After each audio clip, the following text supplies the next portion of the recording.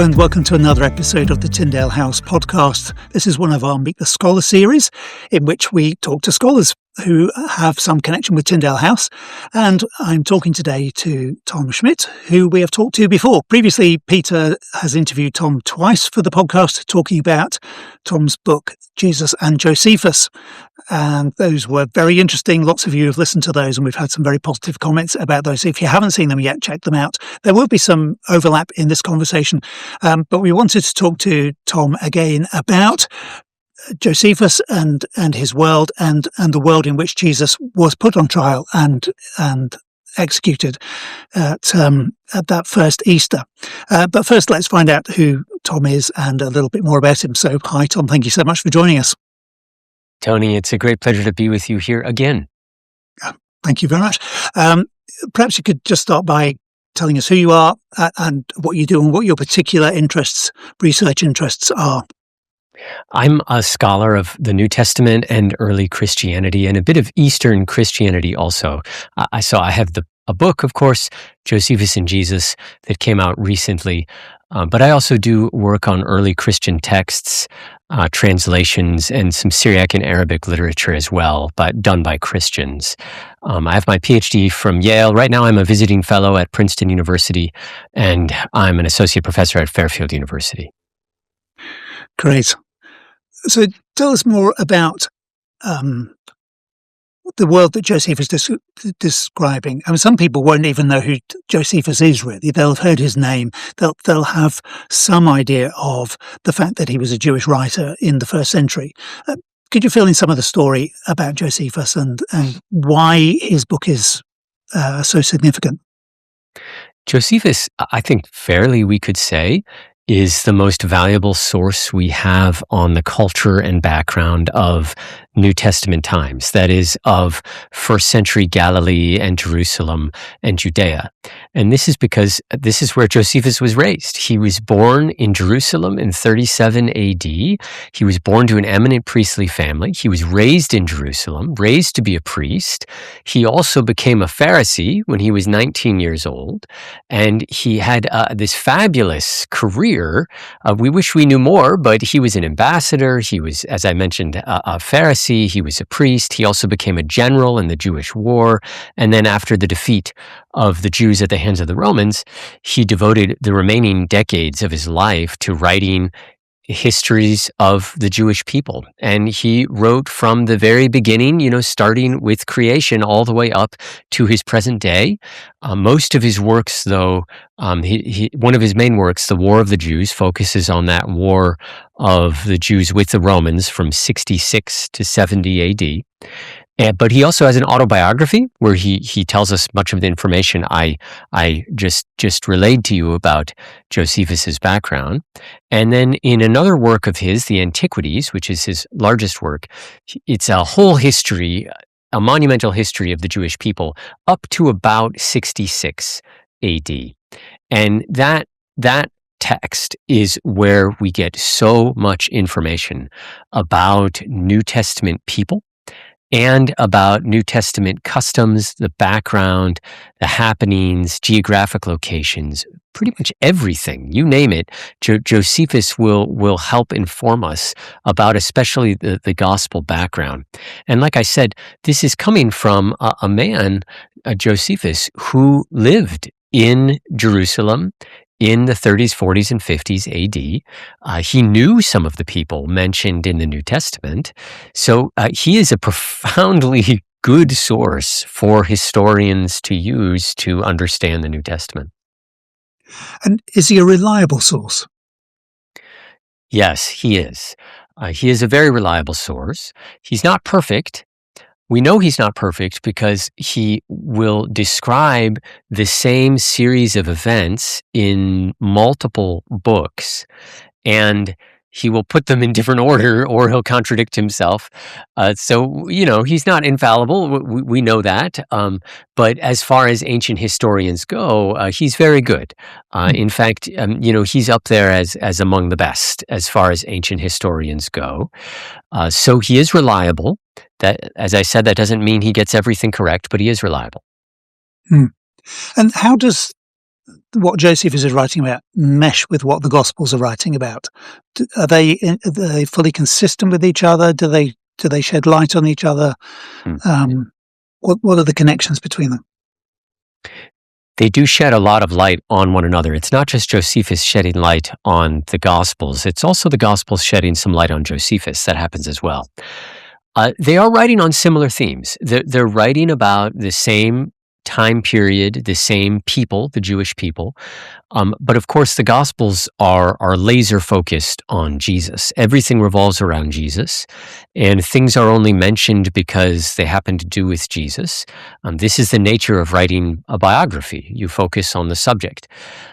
Josephus, though, is writing about the Jewish people, so he mentions hundreds, thousands of names of individuals. He's what he's trying to do is not just document, what happened. He's also trying to defend Judaism before the Romans. The Jews have suffered this catastrophic defeat at the hands of the Romans.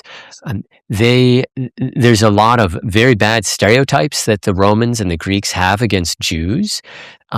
Josephus, I think, is looking at his beloved Jewish people and Jewish culture and understanding that this people and culture may cease to exist unless I try and preserve it and promote it. So when he's writing his history, he's attempting to make Judaism intelligible but also sympathetic to the Romans. And what that means is that, he'll shy away from things that might make Jews look bad a little bit. He won't want to really dwell on it very much. So they do shed much light on each other, but they're writing with different purposes. As far as how they connect, Josephus mentions so many of the people that are described in the New Testament. He talks about Herod Agrippa the First, Herod Agrippa the Second, Herod the Great, Herodias, who asked for the head of John the Baptist. He talks about John the Baptist. He talks about James, the brother of Jesus. People like Drusilla and Felix and Festus and Pontius Pilate and Caiaphas and Annas, the high priest. These are all people that Josephus describes. And sometimes he mentions them in passing. Sometimes he'll give a paragraph or two about them. But he does describe them. And he places them in the exact same context that the New Testament has these people. So that all lines up. And aside from people, he also will give very helpful background information. For example, Josephus is very clear that the issue of taxation was a very grave and serious issue to early first century Jews in the 30s, 40s, and 50s. And this sheds light on why the Jewish leadership in the Gospels is asking Jesus about taxation. Why are they giving him this gotcha question, this loaded question? And it's because this was the hot potato of the day. It was a serious issue that the common people and the elite were worried about.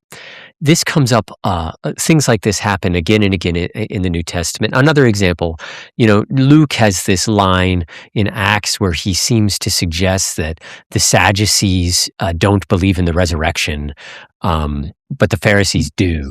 Well, Josephus talks about that at some length. He mentions the differences between the Sadducees and the Pharisees.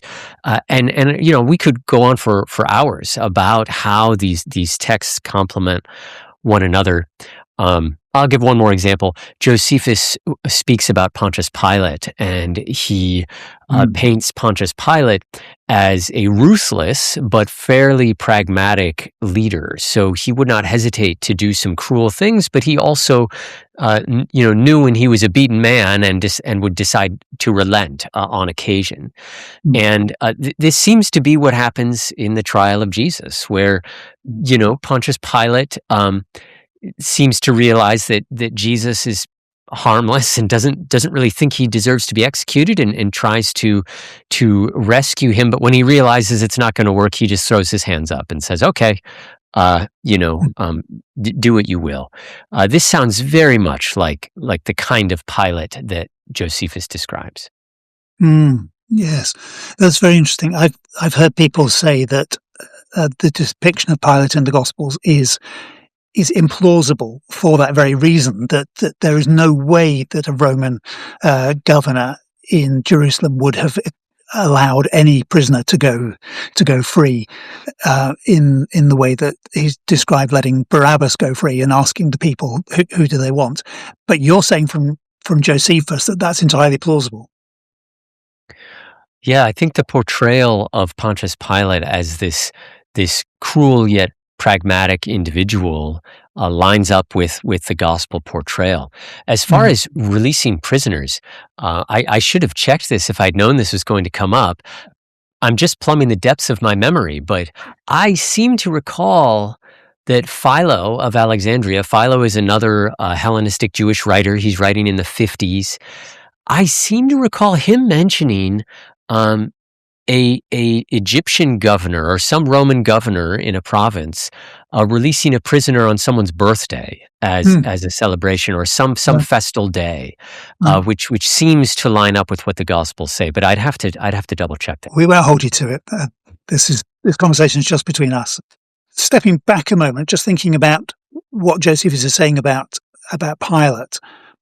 You said that Josephus is defending the Jews and Judaism for the Romans in some ways. It's presenting them their history for the Romans. Why is Josephus doing that? I think there are multiple reasons, and some we may not fully understand. Clearly, there was a patron, I think his name was Epaphroditus, who wanted Josephus to write these works.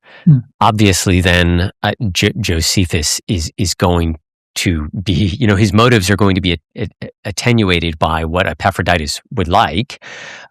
So that's one reason.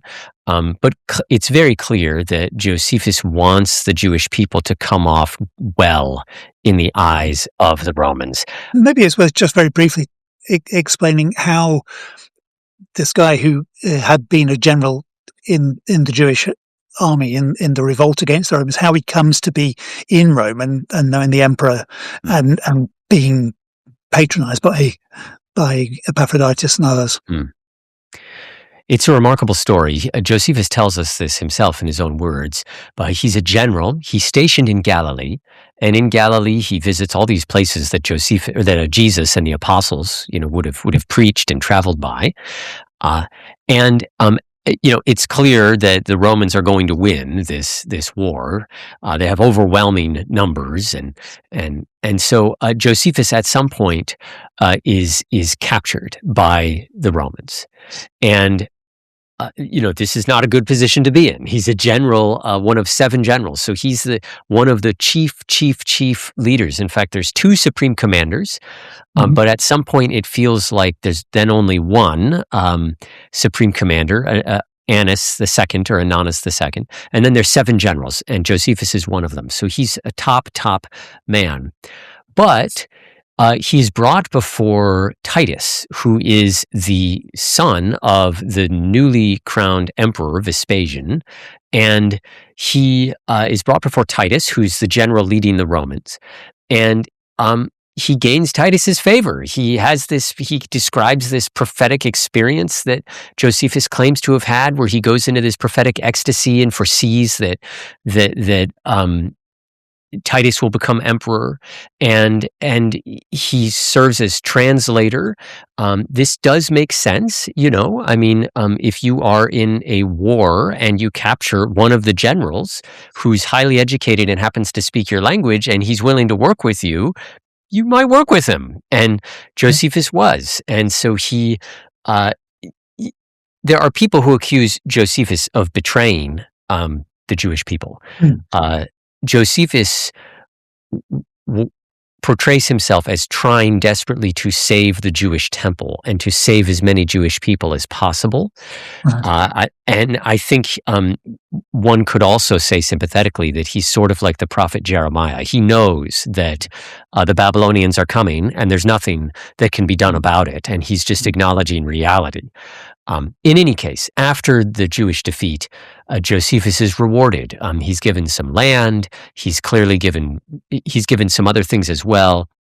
he ends up in Rome, where clearly he seems to have either been given a very large amount of money or was given some sort of stipend, so that he could live out his days as sort of a lesser nobleman in Rome. And that's what he does. He's writing for multiple audiences, but a big one are these elite Romans. Josephus is living in Rome when he's writing these books. He's circling amongst the highest of the high. He knows the emperors, multiple emperors. He's met with them. In some sense, they are his patrons, not of this specific work, but of himself. They've sort of rescued him and plucked him from this war. But he also has connections with the Herodians. The Herodians are the last Jewish kings. They're the last Jewish royal family. And he still has connections with them. He explains that, he showed his books of history to them. He sent 62 letters. He exchanged 62 letters with Herod Agrippa II, the last king of the Jews. Herod Agrippa II is mentioned in the book of Acts. He attends a trial of the Apostle Paul. Josephus knows him directly. So obviously, he also wants the Herodians to read these works, as well as the Roman elite, the Gentile Roman elite, including the emperor and other people. And there's other connections you could draw as well. Tacitus is a very famous Roman historian. He's a junior contemporary of Josephus. And when Tacitus was a young man, he was in very similar circles. It's not impossible that Josephus and Tacitus knew each other. So there's historians he might be dialoguing with. But I think, a major reason also is that Josephus he wants Judaism to flourish. He wants the Jewish people to grow and recover. He's dedicated his life to them. He was an ambassador for them. He was a priest, and he was a general on their behalf. And now he's serving them as a historian. I say all that though, and I want to also point out. I heard this from Steve Mason, who's one of the greatest Josephine authorities. That though Josephus does have these hopes, these agendas in his history, they don't seem, in my opinion, they don't seem to overwhelm his historical veracity. So, for instance, he will, even though he knows the Herodians, he tells many stories that do not make the Herodians look very good. And even though he knows the emperor, he tells stories that doesn't make the emperor look good. And likewise, he obviously wants to promote Judaism, but he has story after story after story that do not make Jews look good. And you would think if he was simply writing propaganda, that those things would not be there. But they are there. And so I think that adds to his credibility. But you can still tell that, when particularly sensitive issues come up, he will, kind of wring his hands a little bit, or he'll spend less time on it and move on. So you've talked about Pilate a little bit. What else does Josephus tell us that helps us to understand what's going on in the Easter narratives and in the last week of Jesus' life when he finally goes to Jerusalem for that last time? What information does Josephus give us that helps us to understand that better? First, just by way of general background, Josephus is very clear that Passover was this huge feast for the Jewish people, and that thousands, tens of thousands of Jewish pilgrims from all over Judea and Galilee, and indeed outside of those areas, would stream to Jerusalem. So Jerusalem was just filled to bursting on the Passover, according to Josephus. This, of course, lines up with what the Gospels say about Jesus going to Jerusalem on Passover. There seems to be many, many people that are there on Passover also. And remember that the Jewish priests are interested in killing Jesus, but they say, not on the Passover, because the crowds might revolt. So the priesthood is worried about these crowds. They know they kind of like Jesus. And Josephus corroborates the idea that there's all these crowds there on Passover and so forth. But there's other specific things that Josephus tells us also. He tells us more about the Passover. He talks about, there would be large groups of people who would eat the Passover lamb, and that aligns with what we see happening on at the Last Supper with Jesus. Josephus also talks about aspects. He hints at aspects of the trial of Jesus, where he mentions it was the first men among us, in Josephus's words, the first men among us who accused Jesus before Pontius Pilate. And that's effectively what the Gospels portray. They describe the Jewish leadership as bringing Jesus before Pontius Pilate and accusing him before Pilate. And Josephus tells us there's some statements that he makes about how that suggests that the ability to execute criminals was taken away from the Jewish people by the Romans. And that again explains what's going on in the gospel narratives, why the Jewish leadership can't simply do to Jesus what they will. So there's many parallels. There's also other parallels in other Jewish literature, like the Mishnah and the Talmud, and these help explain the trial of Jesus and how that trial took place. Oftentimes, you hear scholars say that the trial of Jesus does not make good historical sense. It seems implausible, but I think when you read these other Jewish documents, they line up with what the Sanhedrin would be expected to do. What does Josephus tell us about some of the characters who are involved in the trial? We've mentioned Pontius Pilate already. What's interesting, this did not make it into my book. I hope if I have a second edition, I can include it. What's interesting is that when Josephus talks about Jesus, he places his discussion of Jesus within 4 or 5 other stories that take place during the reign of the governorship of Pontius Pilate. Mm-hmm. And the first 2 stories are of Jewish Pontius Pilate doing something, and the Jews coming to Pontius Pilate to appeal to him regarding some sort of decision that they want him to make. And in one of these, Pilate does not make the decision that the Jewish leadership is looking for. In the other case, Pilate relents, and he does. And that's interesting because we see a very similar pattern in the Gospels. So Pilate, or Josephus, tells these 2 stories about Pilate being appealed to by the Jewish leadership or the Jewish masses. And in one case he agrees, in the other case he doesn't agree. And then he tells the story of Jesus, where again he's appealed to by the Jewish leadership. What's also interesting is that in the first 2 stories, Josephus tells those 2 stories elsewhere. So it's one of those instances where he tells the same story twice. And in those other stories, he gives a detail. He says that, I believe in both of those stories, he says that Pilate sat on his judgment seat, his bema. And that is fascinating. Because in the Gospels, what is Pilate doing? He's sitting on his judgment seat as the Jewish people are coming to him.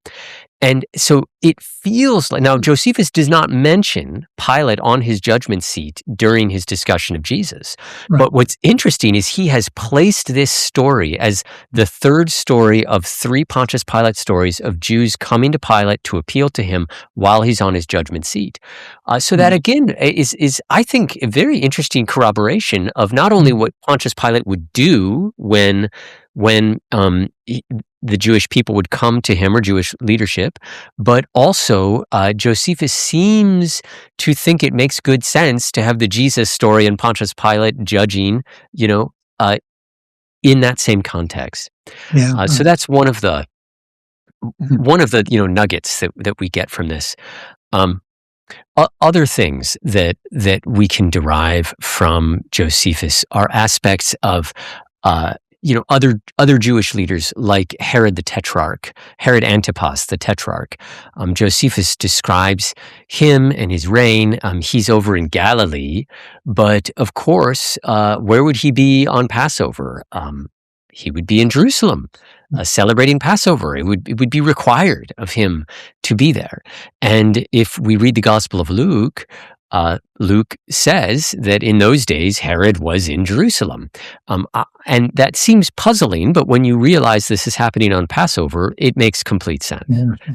That this is, of course, where Herod the Tetrarch would be. And Josephus corroborates this by mentioning how Jews came to Jerusalem on Passover. So we know this was consistent. Other things that Josephus mentions are, curiously, if you read the Gospel of John, there are some statements that the Gospel of John makes that come off as if Jesus was not actually arrested on the night of Passover, but instead arrested the night before Passover. And that's because John seems to think of Passover as occurring the next day. He describes Passover as happening then. Josephus helps us to understand what's going on here. Scholars have many different ideas. Is John contradictory? Maybe John is right and the synoptic gospels are wrong, or vice versa. Perhaps John is theologically moving things around a little bit. But Josephus, I think, presents an interesting solution. And that's because Josephus, as well as many other testimonies from ancient Jewish literature, agree with this, that by Josephus's day in the first century, the Passover was not thought of as one day. It was thought of as 7 days. Right. The Feast of Unleavened Bread, which continued directly afterwards, was simply called the Passover. And Josephus and others will even make explicit statements that the Passover is for 7 days. And so that helps to make sense of the Gospel of John, because I argue in my book that I think this is what's going on here, is that John, being raised in and around Jerusalem and Galilee, knows this, and it goes without saying that Passover is a 7-day feast. And of course, the really big day is the first day, where you have the Passover lamb, but you have other Passover sacrifices and other things as the week continues. I think John is aware of this, so he speaks that way.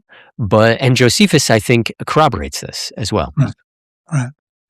So going back to Herod, does the gospel account that Pilate sent Jesus to Herod, and then Herod sent him back again during that night, does that make sense then from what Josephus tells us? I think we have to judge based on the character of the individuals involved. And I've already mentioned that from Josephus, Pontius Pilate comes across as sort of a cruel pragmatist. So he's very willing to get his hands dirty, but only when he needs to.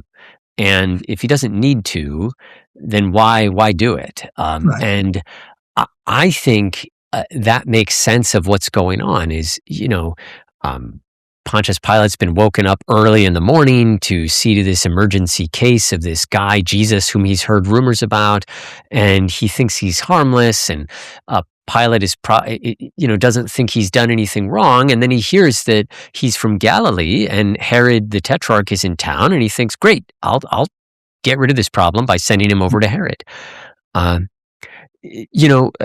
We have to remember that on the one hand, by ancient standards, the Romans were very much driven by meticulous laws. They had all these laws and policies of how things were to happen. But that's only relative to the ancient world. Relative to the modern world, we would not think that the Romans had particularly carefully written laws that they always obeyed.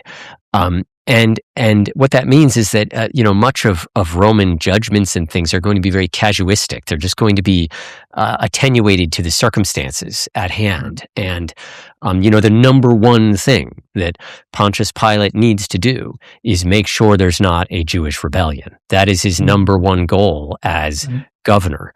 And so whatever he needs to do, he can do. And he would like nothing more than to get this Jesus guy off his hands, so he doesn't have to make a risky call, because he knows that executing Jesus might cause a rebellion, but not executing Jesus might cause a rebellion. So he would rather just not make that decision. Mm. But I would, just to underscore, this all comes from how Josephus paints the character of Pontius Pilate and how he handles situations. We could say a similar thing about Herod the Great. Josephus does not talk about the slaughter of the infants in Bethlehem like Matthew does. But what he does talk about is Herod being very willing to slaughter even his own children in order to preserve his rule. So killing, a dozen young boys in Bethlehem is not remotely the worst thing that Herod did. Josephus also mentions that when Herod was about to die, that he ordered that Jewish leaders be rounded up and slaughtered at his death, so that some people would mourn when he died. That's the kind of man he was. So again, that aligns very well with how Matthew describes Herod being so bloodthirsty. Yeah, sure. Just very briefly, as we come to a close, what does Josephus say about the Jewish leaders that are around during the trial? I know you talked to Pete about that in the other interview, but perhaps you could just give us a quick overview of that. He mentions a lot of names. First and foremost, Pontius Pilate. He's not one of the Jewish leaders, but he is a prominent Jewish leader. But he talks about Caiaphas, the high priest. He also talks about Ananus the first, or Annas. And what's interesting is that Luke and John mention that Caiaphas and Annas were both the high priest, which appears contradictory. There's only supposed to be one high priest. And here we have Luke and John talking about two high priests, which seems totally discordant with what would have been happening. Josephus, however, solves this, because he talks about Annas and Caiaphas in the exact same way, that Annas was the high priest from about 6, if I'm getting my dates right, 6 AD to 15 AD, and then his son became high priest, and then his son-in-law Caiaphas became high priest, and then he had 3 or so more sons become high priest, and this entire time he is sort of high priest emeritus, and Josephus will still call him high priest. He'll still treat him as the high priest, as kind of the power behind the throne. And this seems to be exactly what Luke and John are doing. So that all makes a whole lot of sense. Josephus also mentions the head of the Sanhedrin.